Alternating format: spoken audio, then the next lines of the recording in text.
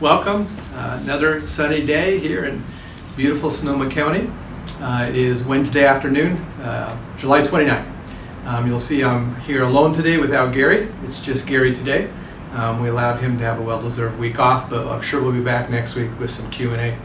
What I wanted to do today is just to bring you with an assortment of announcements, just kind of a catch-up to make sure we're all on the same page. It's been a long spring and turned out to be a long summer. But the first thing I want to talk about is kind of congratulate everybody on the rapid return in our recovery with our production. So as you'll see on this first slide, this is the SMGR productivity from all of us according to the foundation budget going back to March. And as you recall, we started to de-escalate in the middle of March, and you'll see that we've made this gradual climb. And during this month, we're already up to 97% of our budget. So really good work. SMGR is in solid financial shape. You know, all of our SMGR positions are fully secure, so don't be worried about that. Just keep working hard. We're all going in the right direction. Along those lines, I just want to talk about our specialists. Some of our specialty departments are already booking out and getting booked up, but many of them aren't. And so I just wanted to let all, particularly our primary care people, know that this might be a once-in-a-lifetime opportunity for your patients if they want some rapid access. Keep that in mind, that some of these specialists can be able to see them in short order. As my next slide shows, we are going to be augmenting our specialist staff this summer. So this slide lists the 9 individuals who are joining SMGR in July and August, and as opposed to previous months, this one's full of specialists. So I'll give you a chance just to read through these. At the end of my talk today, I'll come back with the bios of each one of you. They'll have a further chance to read who's coming and a little bit more about them. We actually have 3 more primary care physicians coming this fall as well. And despite all this chaos, what we're doing is we're still committed to our strategy of building a solid primary care base with adequate specialists to serve as many patients as we can in this county. So next I want to just move to some specifics about COVID. Can't be here talking without drifting back to COVID. There have been so many changes going on that I just wanted to bring us all up to speed. The first thing I want to talk about is our screening process. And I just want to, it changes very frequently, and it's always a challenge to communicate that. But I want to make sure everybody's on board right now with the most recent screening. So if you look at the next slide, these are our current patient screening questions when they approach a building or when they're on the phone call. And there are some slight changes from previous screening questions. First of all, we're highlighting symptoms and symptoms only at this point. We're also highlighting that it's in the last 7 days as opposed to the last 14 days. And you can see the symptoms listed here are still remain to be very general. One of the things you will notice is that we're asking these questions, we're ensuring people are wearing masks, we're checking their temperatures, but we are no longer asking about exposures.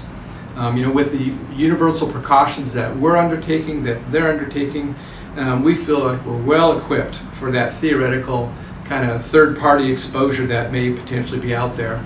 And I think that it helps to know about our population. With the population that we serve and the people that have been tested in our COVID clinic, of our asymptomatic patients, fewer than 1% are infected. And of course that's in distinction to what you hear on the news in areas of California or across the nation. Next thing I want to talk about is the next slide, which is our testing parameters. And it's actually nice to say there have been no changes in these recommendations. And what I'm showing you is our respiratory clinic where all of our testing is performed. Nothing's changed with our respiratory clinic itself, where a patient can be clinically evaluated and tested by a provider. And then you'll see below that for our testing only side of the clinic, where an LVN or an MA is there to witness or to swab a patient. And you see we have maintained just this narrow range of asymptomatic patients for testing. And then the last 2, of course, are people that are probably mildly symptomatic that are waiting to get in to see a specialist, or they've actually been evaluated already via video. So not a lot's changed there. I do need to warn people though that it's likely that we will need to divert some of our tests in the near future to Quest. Sutter is not immune from national shortages. and we've been made aware of some shortages and discovering some shortages. So be prepared. This may likely change, but we will be sending some specimens to Quest in the near future.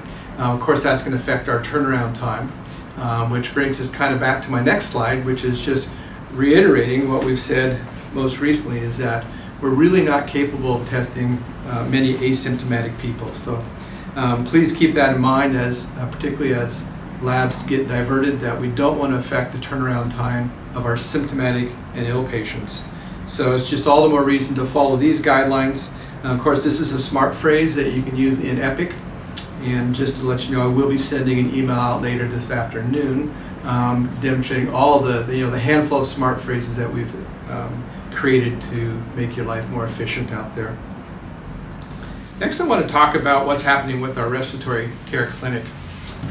Currently, our respiratory care clinic is housed in the old Grove office. It's temporarily housed in the Grove office at the Summerfield building. It has 6 exam rooms. The problem with that is that we now know when patients are examined in a room, when they are potential COVID patients, after cleaning the room has to sit dormant for an hour before it can be reused again for safety purposes. So we have found that it may not work for us come this winter, when we expect there could be a surge in patients. We do have tents outside, but the tents prove to be too hot in the summer, and we know that in the winter they're going to be too cold and wet, and they're really not conducive to examining patients that need a full examination. So our JOLT team, which is our Joint Operations and Leadership team, we actually meet for an hour every weekday morning discussing problems, and this has been foremost in our discussions of late. A lot of discussion about what are we going to do for a potential spike of patients with respiratory illness. We've done the research looking at data from previous years, and probably 100 to 150 acute respiratory patients are seen in our urgent care and in our primary care offices on a daily basis come September and October, so we need to be able to accommodate that. One quick aside though, which is a glimmer of hope, is that current reports coming out of the southern hemisphere, where they're in the middle of their flu season, for many countries in South America and Australia, their flu is actually down by 90% compared to previous years.